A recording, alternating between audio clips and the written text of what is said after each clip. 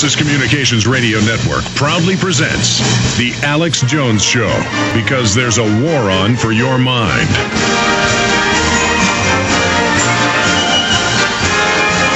We're going to be talking with Dr. Henry L. Niman in just a moment. Medical doctor, expert on influenza, patent holder, major developer of a lot of major discoveries and technologies. He is going to be with us for the rest of the hour here in just one moment.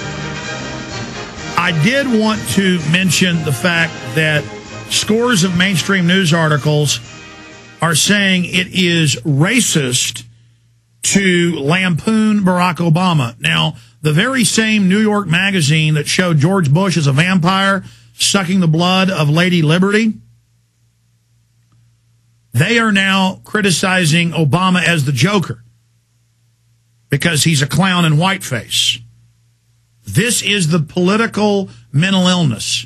This is the weapon that they are using. They know it's not racist. They are scared of it because they have this archetypal image of Obama as this sweetie pie who never lies and cares about you, when in truth he is a Joker-like front man laughing at the public as he steals $23.7 trillion. Did the Joker of Batman fame steal $23.7 trillion? No. Only Barack Obama could sucker the people into doing it. And this archetypal image is really scaring the establishment right now. That's why I'm sending a crew out today to put up posters that you see there. We just went live at prisonplanet.tv for the radio audience. We have these posted online at Infowars.com. That's why we're going to post these all over South Austin. And we encourage other people around Austin and other cities. Imagine if people listening right now in Austin, tens of thousands of listeners here in Austin, would all go print these off Infowars.com, print them off a color printer or black and white, go out with a staple gun, put them on power poles, tape them up on power boxes. Imagine the effect. And we've got a bunch of different versions. Obama fascism, Obama Infowars, Obama New World Order, Obama socialism. This image is really having a big effect, and they're now saying it's racist, that people should be investigated who put this up, that you should be stopped from doing it. It is our First Amendment, and you keep a right by exercising it. We're also going to make one with Bush. In fact, I forgot to tell Douglas to do that. Make one with Bush in whiteface with a Joker face real fast before they leave to go to plaster these around. Let's get a Bush one up, too, because this is a bipartisan situation. By the way, we have the T-shirts. They're being manufactured right now. You can get them here first at Infowars.com, and these are really a hot seller. We've never sold a T-shirt like this. People are going wild buying these, and you can get them with Obama Fascism, Obama Infowars.com, Obama New World Order. You can get it Obama Socialism. You can get it in all these different formats. And on the back, it says, wake up before it's too late on one shirt. One says, stop the criminals. One says, in the Fed on the back. So people see in the Fed and they go, what does it have to do with Obama being a joker? Well, he's the front man for the real jokers. Now, you don't have to buy the T-shirt at Infowars.com, though it's a walking billboard to start conversations and discuss this. It's a stunning image.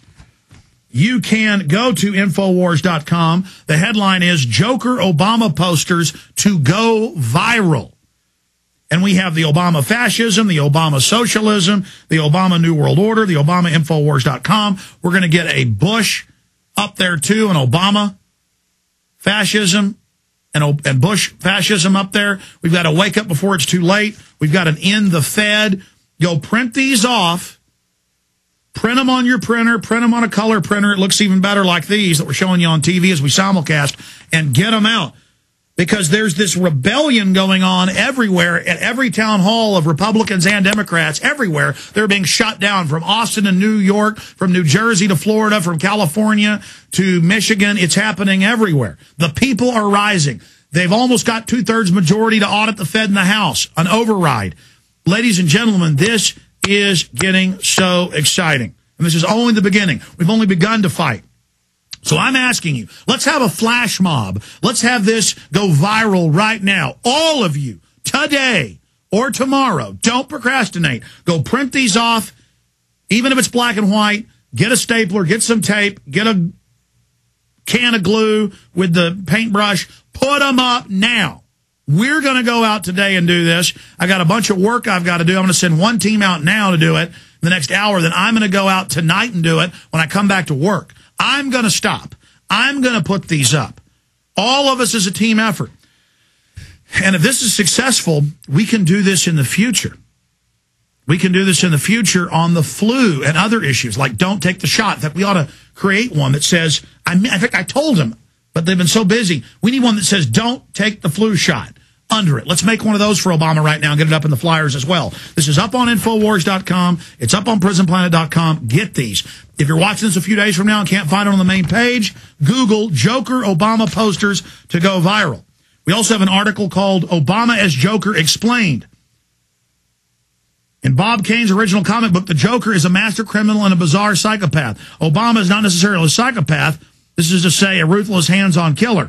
But by the standard of his office, he is a master criminal, or rather a front man for a cartel of master criminals. So get this out to everybody. Let's go wild today.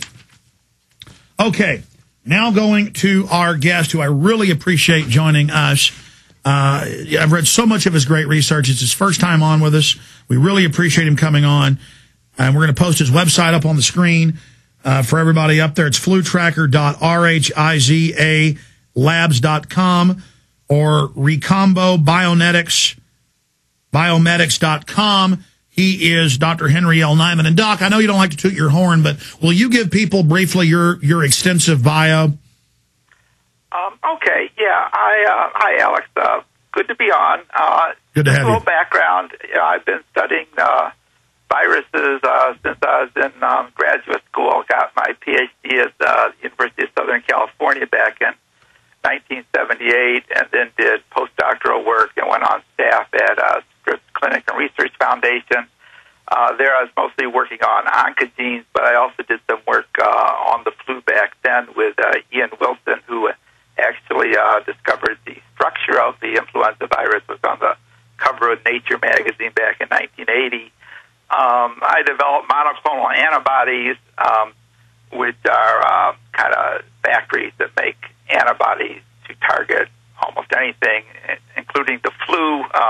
The flu monoclonal is probably the most popular monoclonal in the world. Everybody uses it mostly for basic research to track different genes. It's designed so that it can really identify any type of gene.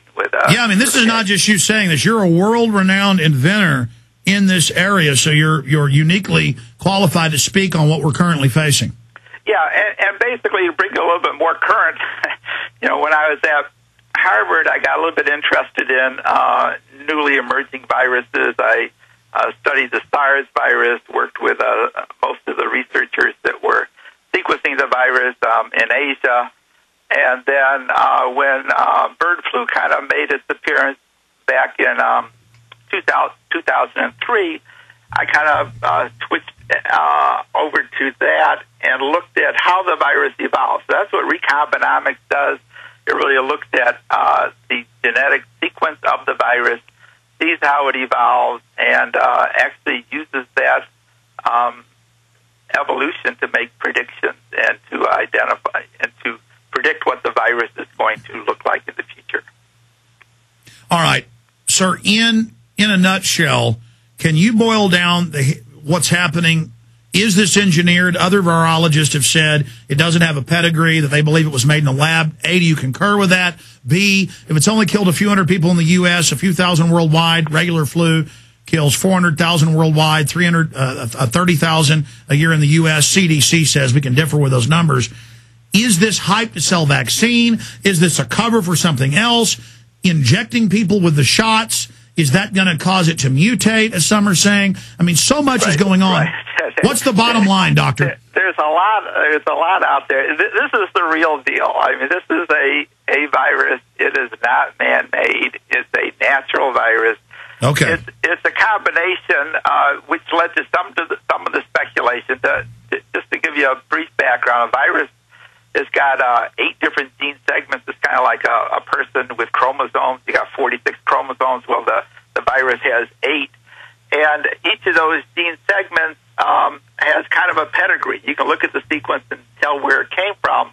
And this virus is a mixture. It has one of its genes.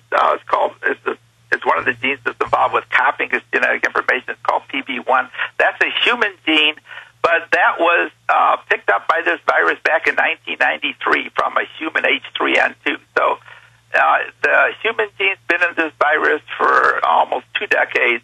It's got 2 other genes that are involved with copying the genetic information, also called polymerase. There's polymerase A and polymerase B1. And both of those, B2, and both of those are avian. And then the other 5 genes are swine. So it really has 5 swine, 2 avian, and 1 human, but it's had that composition since the 1990s.